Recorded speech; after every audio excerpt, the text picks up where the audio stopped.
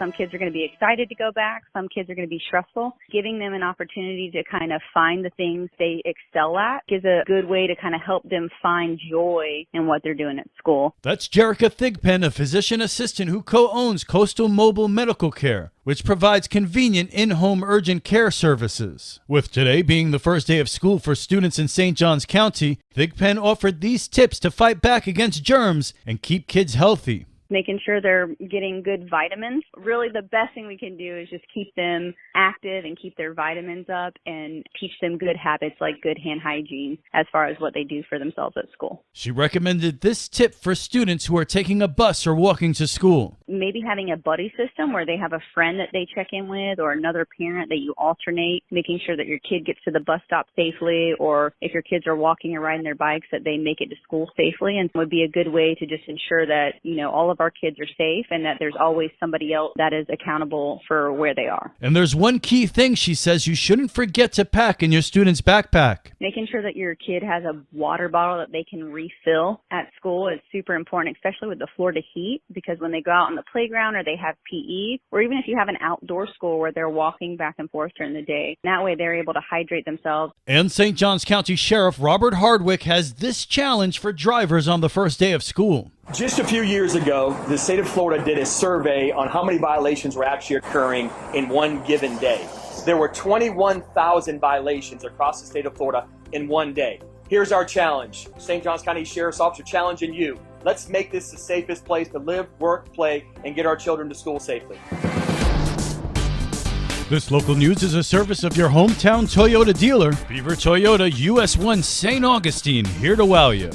Vilano Beach is getting a makeover. A renourishment project for Vilano Beach will close a large section of the Surfside Park parking lot, restricting some access to the beach during construction. The U.S. Corps of Engineers announced that mobilization for the St. Johns County Coastal Storm Risk Management Project for Vilano Beach is underway through March of 2024. The USACE awarded the county $20.2 million in June for the project that will renourish about 3 miles of shoreline. Officials say as beach fill is completed, the safety fencing will be removed and those sections will be reopened for public use. For St. Augustine's Local Morning News, I'm Karen Johnson. Whether it was going to live 10 days or 10 years, she wanted that animal that had suffered abuse or neglect to know that it is loved. Karen Bass, treasurer of Safe Pet Rescue, remembers Robin Cantner Norden. Liz Ryan has more. Although Robin recently passed away, her legacy will live on. She saw the potential in every animal. The hairless, neglected, abused, even if it was very ill or injured, she just wanted that animal to know love. It's not just helped all these animals. It has been, life-changing for the people who adopted them. All of Safe's vans have the words, "Because of Yellow Dog" on them. He was one of the first dogs Robin rescued when she started Safe, and should go on to rescue over 28,000 dogs and cats. Robin's friend Carol Mussolini tells the story. He was an animal that someone dropped off. He was very scared, very skinny. So she adopted him out to a friend she knew. He got away and they couldn't find him. She would go out every night after work, sit in the grass and look for him, and finally she saw him and he came to her. He was blind in one eye, one leg he could hardly walk on.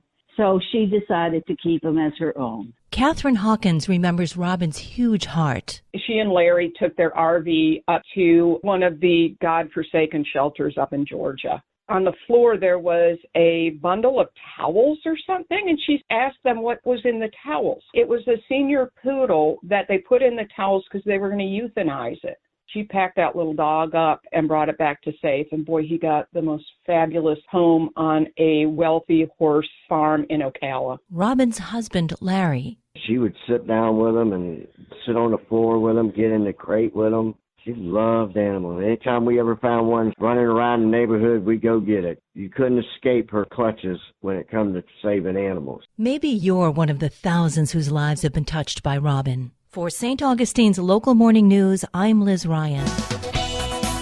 And now you're up to date with St. Augustine's Local Morning News. I'm Rich Carroll.